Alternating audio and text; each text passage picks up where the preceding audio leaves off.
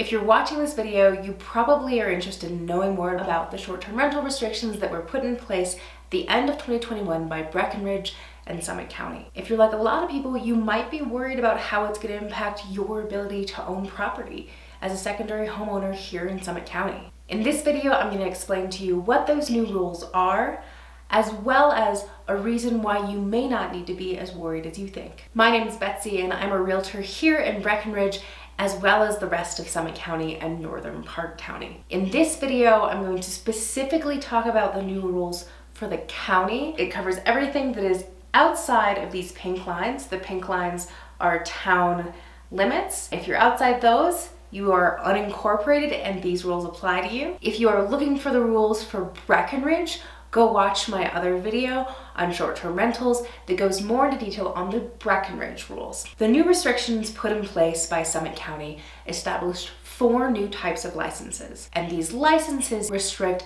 occupancy as well as the number of nights per year that you can rent the property depending on your license. And there are 4 of them: resort and types 1, 2, and 3.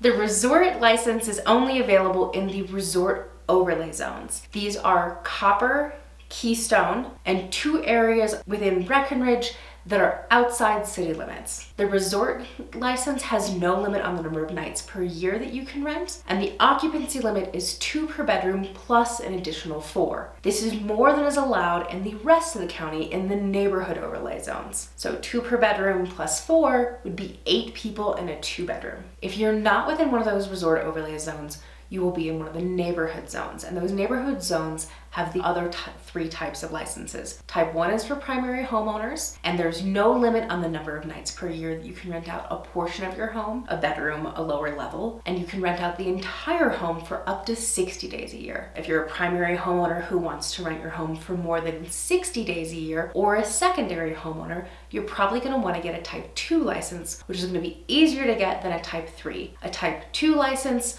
follows the same occupancy restrictions as all 3 types of neighborhood licenses, and that is 2 people per bedroom plus 2 additional. And on a Type 2 license, you are limited to 135 nights a year. If you want to rent for more than 135 nights a year, then you will need to apply for a Type 3 license, which requires you to get a conditional use permit before applying for it. Some properties will never be eligible for this license if they don't meet the requirements. In a single family home, you have to have at least 100 feet of distance between you and your closest neighbor, and that's either from your house, or if you have an exterior structure such as a gazebo, a fire pit, a hot tub out on a pad that's away from the house, it will need to be 100 feet from that additional structure. If you're in a multi-family kind of building, such as a condo or a townhome, you will need to meet at least 3 of these requirements. Therefore, if you're in a condo association that doesn't have any shared amenities or has less than 100 units in it, you'll never be eligible to get that Type 3 type of license. But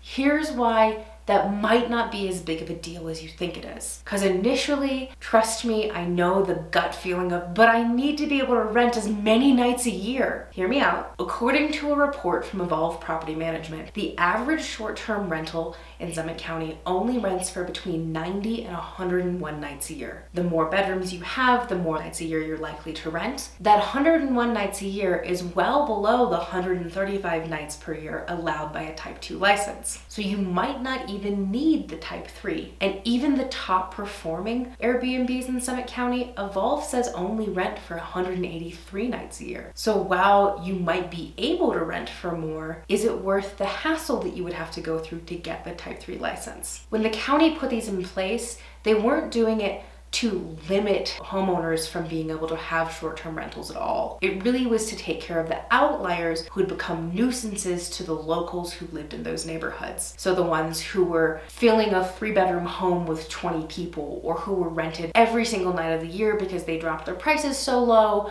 to get as many people as possible, and again, were a nuisance to their neighbors. Although we are a resort town, there's many of us who do live here full time. So whether you are a short-term rental owner or a short-term rental renter, just keep in mind that if you want to continue to be able to do things like VRBO and Airbnb, the nicer you are to the locals, the more lenient we can keep these rules. Make sure that you like and subscribe so that if there are any additional changes to these short-term rental rules, you can be notified as soon as possible. And if you have questions after watching this video, as always, please reach out to me. My contact information is in the description below.